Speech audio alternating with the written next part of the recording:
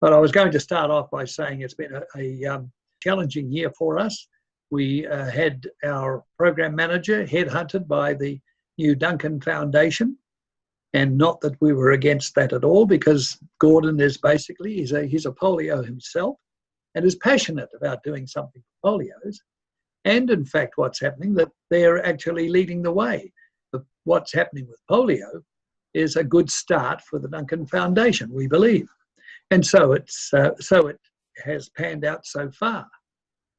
They may be dealing with other people with disabilities, but we have at least been involved at the very start, and the ball is rolling. And where is that start being shown quite substantially is when it comes to the field of orthotics. We are making gains in the field of orthotics. Gordon has been leading that as the CEO of the Duncan Foundation, and goes, they're going to be doing everything for us as well. Do you think after all this time that the Duncan family are going to just drop us and leave us alone? I do not think so. They've been very, very passionate about this for many years. Think of what they've sacrificed over the many, many years. They're not going to drop it all now, because we are making inroads. Now, as I say, you can see, for instance, what is happening with orthotics. Now, we have had criticism about people saying to us, well, what are we doing there with the orthotics? There seems to be everything going into there and to nothing else. No, that's not true. The orthotics has got traction. We have found someone who is going to be a life changer for many people when it comes to orthotics. You may say, really, Barry? But yes, I am all the time in touch with that, with Gordon Jackman. And so I'm keeping right up with just what is going on. And at the moment, polios are benefiting from this. So the other thing about the orthotics as well is that we are able to track how it's performing. Is it working? We have plans in place so that we are able to track it, to audit it, and see if it is benefiting our members. It won't be useful to every one of our members, no. But I come back to the point that at least we have some traction here. While we're on the subject of the orthotics, we have also involved clinics with it, one in Christchurch and one here in Auckland. And we've also, just in the last month, worked out a plan to train people at these clinics. So it's not as if they've just got their braces and then we're left to it. Knowing, of course, that there's one heck of a lot of work to be done when it comes to being able to change all your gait once you've put on those braces.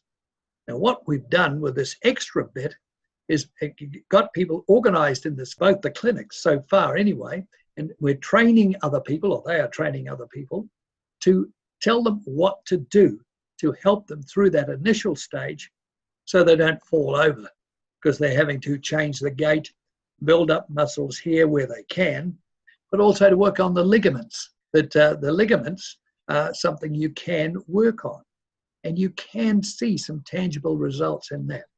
So we're expanding the whole program to make sure that we get something successful underway in the field of orthotics. I think we all know that the orthotics just haven't worked till now. They've been there, they've done some things, and we're all very grateful for it. I'm very grateful as well. But I think I'm one of many who probably have a wardrobe full of things just thrown in the back because you can't use them. So to get these dynamic braces and work on those is great. They're hellishly expensive at the moment. And Polio New Zealand has gone out fundraising with the help of the Freemasons. Well, ever since Marmaduke's been coming, we've had money given to us to help support that. That's subsidising people who are coming along, who are volunteering for a program which is a development, right? It's an exercise for us to get some traction. But we are getting some traction. That's the main thing. So, you know, I'm quite optimistic about it all. I've been a bit of a skeptic when it comes to the braces, only because of what I've got in the past from orthotics. And I'm not out there to have a go at all the orthotists around the country at all. But we believe we now have a plan in the orthotics area to modernise the whole thing of But if we involve the locals, then we get the public hospital system interested. And we are getting them interested now, particularly in Christchurch. We're developing pathways there, and we're a fair way down the track there. Remember, though, that we have, 20-something DHBs around the country. So getting them all on board is difficult. But what we're doing here is at least getting one going, showing that the pathways system can work. We are on board now with a lot of people in the DHB, and we have in the New Zealand health system, where we didn't have any before. Any. It was very hard to get anybody to listen, let alone get anybody from the top to listen. Like the minister, for instance, they're too busy doing other things. At the end of the day, the DHBs make up their own mind as to where their individual money is going to be spent, no matter whether you're hard up as a polio or not. This is good news, isn't it, about the conversation that is going on relative to CCS Disability Action putting field workers back to work. CCS. Where's the connection been other than the name from back when we were children? I was a member of the Crippled Children's Society, and then we sort of drifted away. I remember at age 16, well, that's it, Barry, you've finished now. Thank you very much. It was lovely to know you, and all the best in the future. We drifted away from each other. We've always wanted to be back with them. They're called CCS Disability, not for nothing, you see, so it made sense for us to get back with them. And now we are getting some traction there. This is happening behind the scenes, but it takes time to get to every DHB in the country with these sort of things. But to have someone like CCS on board, great. We would like to get Rotary on board. The Rotary Foundation were one of the founders of the whole polio program. And look what they've done in getting rid of polio in all but 2 or 3 countries in the world. We would like to think that as they were there at the beginning, the Rotary people helping out with polios, that we might be able to, complete the circle and have them coming back to us and helping us again for those who are suffering from the late effects of polio. Some who've been dealing with Marmaduke Loke over this past year who have paid the full price for their orthotics. They are that sure that this is going to be a life changer for them. But most of us cannot afford that sort of money at the moment. But we've got to do these other things that will help people even further. And when you've got people like the Duncan Foundation, the Freemasons, for instance, the Duncan family as a whole, we're at least making some inroads into it. And now one of our real challenges at Polio New Zealand is to raise more money ourselves. And that is probably the hardest job.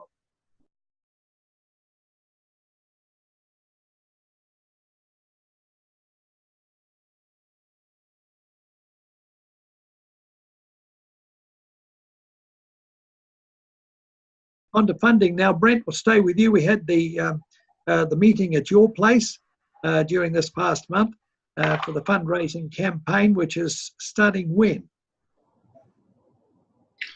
I don't know. Have we got a date for it, Jeanette? I'm not quite sure. Well, of course we don't, because those are decisions the board has to make.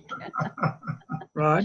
If the board decides it's going to enter into a fundraising campaign, it has to have a start date and it has to have a goal. And it has to have a purpose, of course. We have to have a goal. Is it 10 grand? Is it 100 grand? Is it 300 grand? Is it, it's like, how are we going to organise that? Are we going to do this? If we're going to do it, then we've got to make some decisions, because it's the 1st of July is our new financial year. Now, one of the things that David said at the meeting that Brent was talking about, Brent and Barry, he recommended that we don't send out invoices asking for a subscription. They experimented with it with one of the groups, and he said it was an unbelievable result. They got so much more money and people were so much more willing to give. They didn't ask them for a sub. So that's something, it's in our constitution, so it's something that we do as a society. But I don't see why we couldn't make the decision for 1 year as an experiment to see what might happen, is that instead of sending out invoices for the subs on the 1st of July, we send out a fundraising letter. And we explain, we're not going to ask for subs this year. Everybody who's a member's a member. It's just the way it is. But if they want to send a donation, this is how you do it. And first $15 will be used for running the organisation, because we've got our regular budget, we do stuff. The big advantage to us is that we pay GST on subs. We don't pay GST on donations. So if somebody gives us $15 as a donation, we get $15. If someone gives us $15 as a sub, $1.96 goes to the government. There's immediate advantages to not charging a sub. And the other advantage is that we can explain why we're not doing it. We would like to help X number of people get these dynamic braces, and we will subsidise X amount. It's an asking letter, and it explains why and exactly what we'll do with the money. And if they don't pay, well, a lot of people don't pay anyway. We keep sending them the newsletter, and they keep getting our emails, and we don't drop them off just because they didn't pay their $15. Right. The letter would go out, but you would have a range of options. So you could tick the box for what it is now, $15 or 25 or 30 or 50 or 100 or other. Yeah. Try to other, yeah. What I want to know is, how many of them, what is the percentage roughly of those that will be wanting dynamic braces?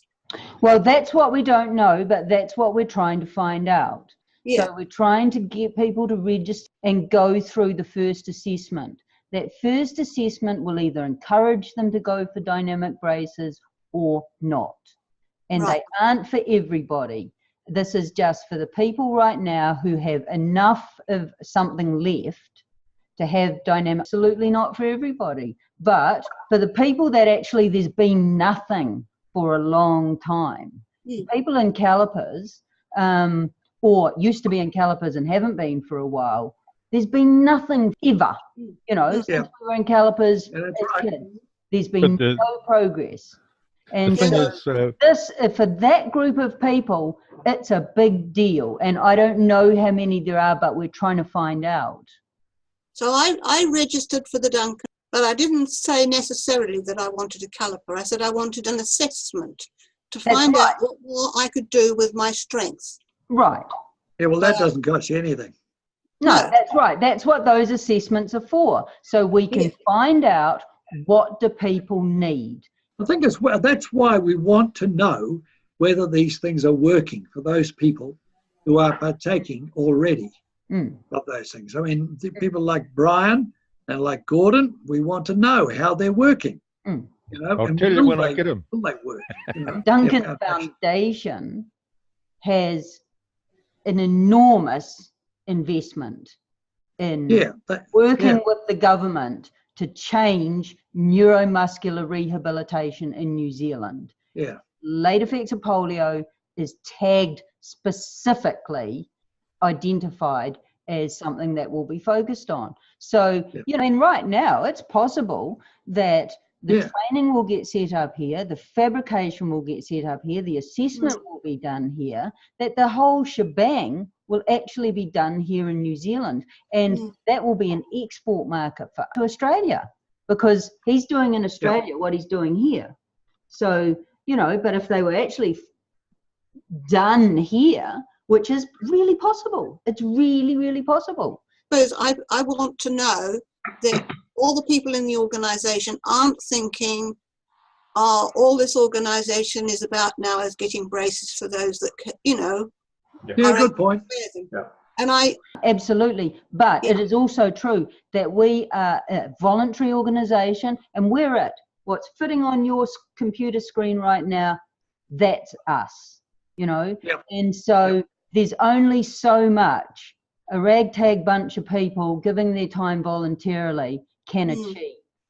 And right now we can achieve these braces for these people if we focus. We can't. Because we have funding. People in wheelchairs, I'm one of them, you wouldn't believe what's available for people in wheelchairs. People who use that kind of technology have got the best, So it's the people that still walk that have been neglected the most. We're not going to fix the world. We're not going to make life right for everybody. But for people who have some muscle and bone left, this can really, really help. So why the hell wouldn't we focus on it while it's right in front of us? Exactly. We've been given the opportunity for Gordon and Marmaduke Loke and the Freemason Foundation to be able to pursue this one and see if we can get some traction. We certainly need it to improve orthotics in this country, so why not take the chance on it? Well, the thing is to prove to the health boards that they need to put some more into it. You know, otherwise if just sit back and say, well, the health board should be doing it, they'll say, no, I've got other things. And that's right. But we need to prove. And let's face it, Polio New Zealand has been around for 30 years. And people are getting old, we're all getting old, but there's a lot of services out there for the elderly. People have to access what's already there, what's not there, and what was said at every conference. People came from all over the world, and every single time, the biggest complaint was orthotics. Yep.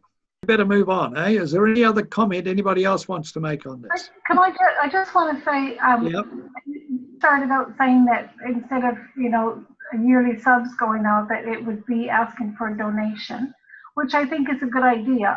I just wonder about new people coming on board. Are they who is automatically a member and who? See, I think that's part of why we have to define a campaign. We have to have a start date, a goal, and set tasks and activities, a goal and an end. And that's our campaign. So for during that period of time, the people who are members get this campaign letter. Anybody who rocks up after that gets a membership application, just like before. I would presume, Brent, do you think? Or do we go for a whole year with no subs? We could do that, see what happens. I don't know. I don't quite know what the answer is to that one. I guess it depends on how it runs, how it operates. But I guess going by David's experience, then they found that they got so much more by asking for donations rather than a modest subscription. So that's really his starting point, I think. Yeah. But we won't know with respect to our members until we try it. Should we go ahead and do this? Yeah, it's worth a try. Yeah, I think we have to. We have to get behind it. We have to show determination. If only for the DHB to say, well, look at those guys. They're going to do it. Let's help them. But I guess I'm still would like to know the process for someone who has had polio, who has just heard of national, polio New Zealand. Well, no, we would still have a register. Oh, yeah, still got to be registered. We'd still have a register. In fact, we want to have a register anyway. Okay. We want to have a register that people can say, I had polio in 1948 and it bunged my arm or my leg or whatever. And now I'm living in Otago and whatever, got no services or whatever. We need to find out who these people are, where they are and how they're doing. And so we need to register whether or not they become members of Polio New Zealand or not. May be important for them to know they're members, though, to know they're part of it. We would encourage them to be members, exclude anybody because they're not a member, but absolutely we want them to be members. Yeah. You get people that don't want to pay a sub to belong to someone, but they're quite happy to make a donation. So, off the top of your head, Jeanette, would you know roughly how many members also add on a donation when they pay their subs? Well, I would say probably half.